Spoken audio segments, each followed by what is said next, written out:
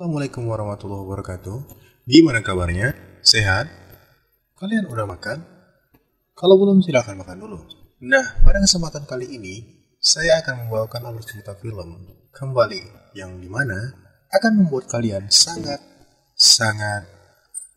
santuy sekali. Dan nggak usah banyak basa-basi lagi, kita langsung saja ke filmnya. Let's go!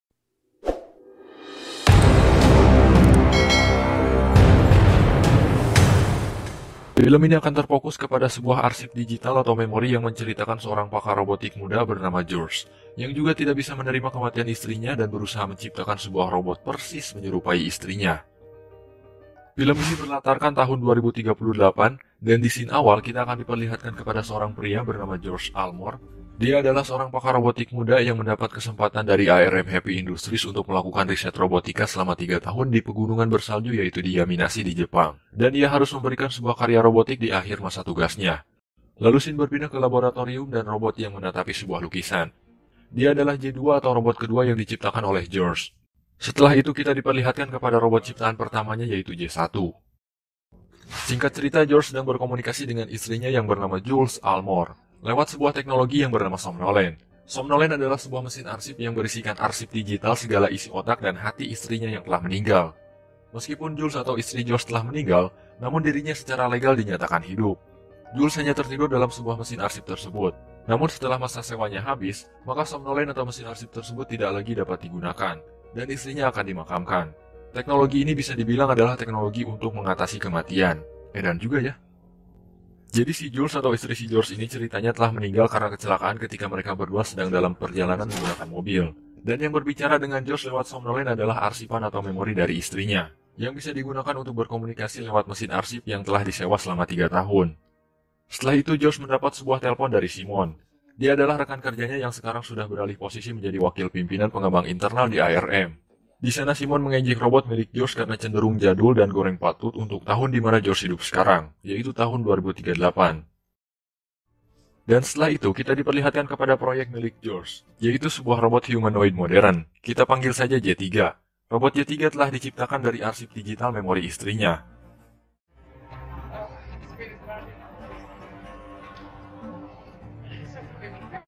Pada pengaktifan awal, J3 mengalami kesalahan yang menyebabkan dirinya berteriak.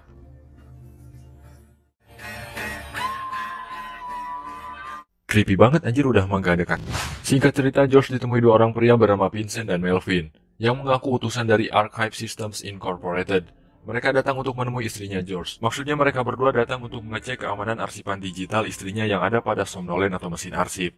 Bapak Melvin menjelaskan bahwa sistem Somnolen akan kadaluarsa dalam jangka waktu 2 tahun 8 bulan 4 hari lagi. Lalu ia pun memeriksa keamanan Somnolen dan mendeteksi bahwa seluruh arsipan istrinya sudah terdownload. Hal tersebut dikarenakan George telah menggunakan arsipan memori istrinya untuk kepintaran robot ciptaannya, dan itu merupakan pelanggaran penggunaan Somnolen.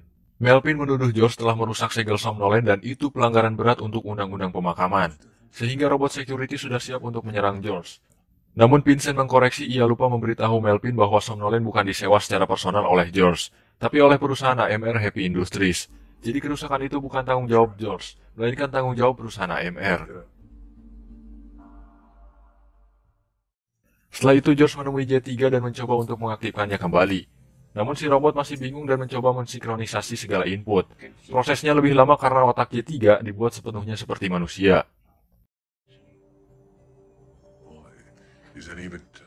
Sementara di sisi lain J2 merasa cemburu kepada J3, karena J2 merasa dirinya akan tersaingi dan J3 jauh lebih baik daripada dirinya.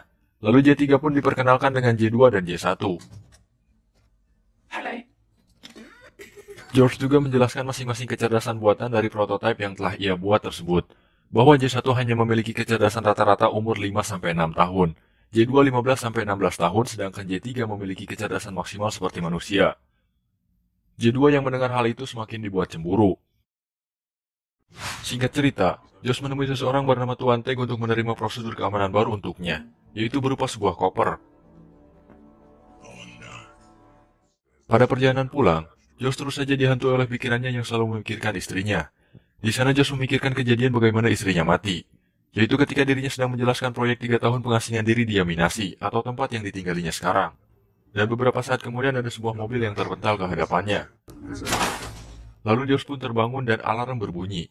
Kekacauan terjadi dan George terjebak di garasi mobil. Lalu ia pun membuka koper dan menuduh Tuan Teng yang melakukan hal tersebut. Namun sebenarnya itu semua adalah ulah dari J2 karena telah cemburu kepada J3. Lalu akhirnya George pun meminta bantuan Tuan Teng untuk membukakan pintu garasinya. Dan ketika George sedang menerbangkan drone untuk pemeriksaan area keseluruhan, J2 lagi-lagi berbuat onar di laboratorium. Ia memasukkan J3 ke dalam rak peralatan. Dan ketika George pulang, ia langsung dikejutkan dengan J3 yang terjatuh di atas tubuhnya dan marah kepadanya. Karena J2 memberitahu bahwa sebenarnya otak J3 bukanlah komputer, yang artinya George sebelumnya tidaklah jujur. Lalu George pun mulai menjelaskan bahwa otak J3 dibuat dari campuran unsur biokimia dan arsipan isi otak dari Jules atau istrinya George untuk menghasilkan sebuah kepribadian. Bukan hanya J3, namun J1 dan J2 pun memiliki otak demikian. Maka dari itulah J2 memiliki sifat pencemburu sedangkan J1 hanya memiliki sebagian kecil kapasitas otak, jadi dia tidak memiliki emosi. Dan akhirnya robot J3 memberitahu George atas perlakuan J2 kepada dirinya. Sebagai hukuman, J2 dinonaktifkan dan kakinya dilepas. Kaki J2 dirangkai kembali menjadi seperti kaki manusia. Lalu kaki tersebut dipasangkan kepada J3, dan J3 pun melakukan proses penyempurnaan selama berjam-jam. Setelah selesai, bangunlah sosok wanita berambut putih, dan itu adalah J3 yang telah disempurnakan, dan sekarang ia memiliki kulit dan wujud seperti manusia sungguhan. Sedangkan kaki J2 digantikan dengan kaki buatan biasa. Alasan George menggunakan kaki J2 untuk J3 adalah karena kaki J2 memiliki teknologi yang sangat penting di dalamnya, dan tidak bisa ditemukan lagi di laboratoriumnya. J3 mulai berkomunikasi dan menari dengan George layaknya manusia pada umumnya. J2 yang melihat hal tersebut merasa sedih dan memutuskan pergi dan pamit kepada J1. Ia menuju ke danau untuk bunuh diri dengan cara menenggelamkan dirinya sendiri. Setelah itu George pun melacak keberadaan J2 namun tidak ditemukan. Dan akhirnya George mengikhlaskan dan menguburkan properti J2.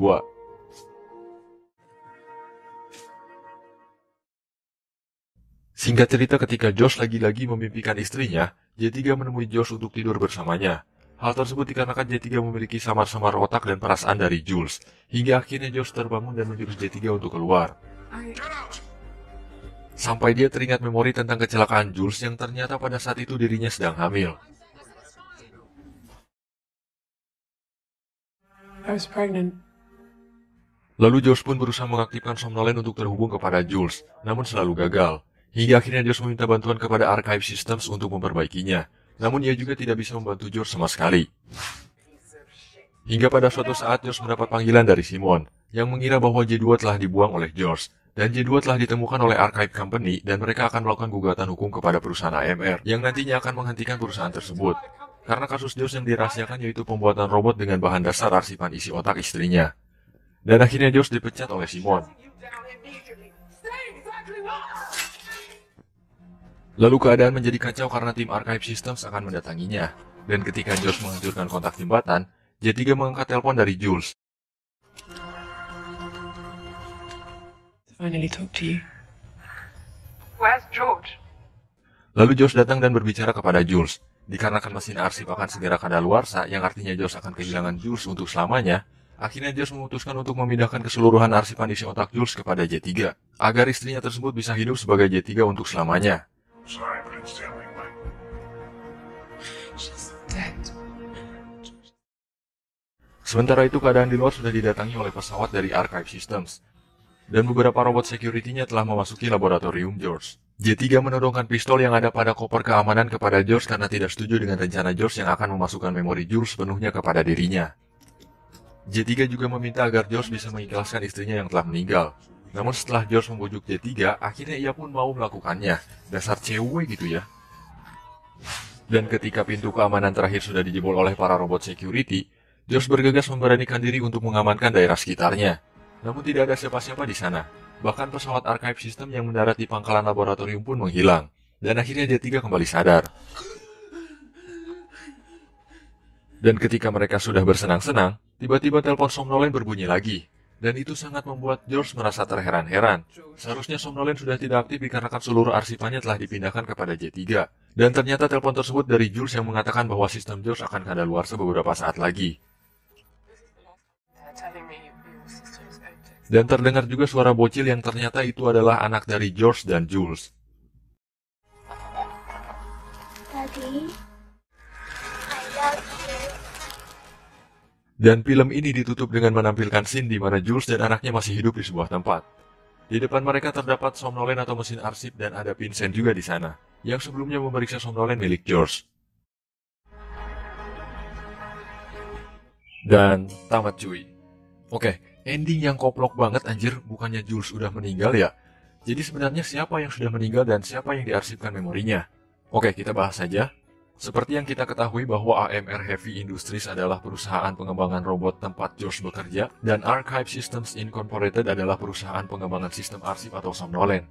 Dan ketika menonton film ini kita lebih didekatkan dengan arsip digital yang dimana teknologi tersebut berperan sebagai alat komunikasi antara George dan Jules, lewat sebuah teknologi pembantu yang saya sebut sebagai somnolen atau mesin arsip. Seperti yang kita ketahui bahwa di dalam film ini kita diberi sudut pandang bahwa Jules atau istri si George telah meninggal. Dan memorinya telah diarsipkan dan dimasukkan ke dalam mesin kotak hitam yang saya sebut somnolen, untuk bisa berkomunikasi secara singkat. Dan bagi George, Jules telah menghabiskan setiap pikirannya lalu menginspirasi dirinya untuk memindahkan arsipan memori Jules kepada robot ciptaannya, termasuk J3. Sehingga ia berpikir bahwa J3 akan menjadi seperti istrinya dan bisa hidup selamanya bersama George. Namun sebenarnya, yang mati pada kecelakaan mobil dan yang diarsipkan memorinya adalah George sendiri. Lalu apakah tujuan dari pengarsipan memori George? Apakah hanya untuk membuat twist yang memperpusing dan memperudat penonton? Tapi kalau menurut opini kami, George telah diarsipkan memorinya oleh ARM atau perusahaan pengembangan robot di mana George bekerja. Semua itu tidak lain hanya untuk menyelesaikan riset robotikanya selama 3 tahun di Yaminasi, yang belum tercapai karena sebuah kecelakaan yang menewaskan dirinya.